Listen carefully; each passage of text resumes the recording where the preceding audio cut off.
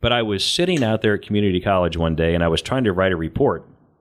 And I had this teacher, Della Marie Yates.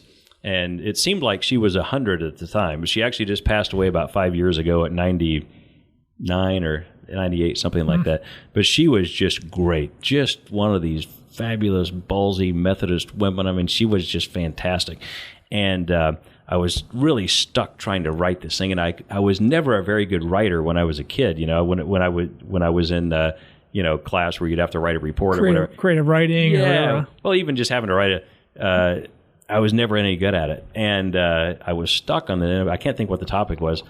And she said, "Are you having a problem?" I said, "Yeah." And I told her what the deal was. She said, "You're having trouble writing?" And I said, "Yeah."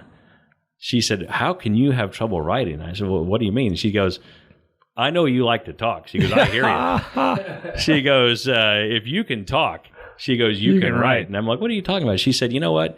Just start, and she, whatever the subject was, she said, "What do you know about this?" And she said, "Just tell me." Mm-hmm. And I started telling her. And she goes, "Okay, great." And then now she said, "Now just write it down." And see, any time from now on, just write it down as you would, talk it in your head and write it down. And don't worry about how it sounds or the semantic. Don't worry about that. Just write it down. You can go back and correct it later. Just write it down. I blew through, a 10-page report in a matter of like an hour. Of course, it's long before you had laptops to do them.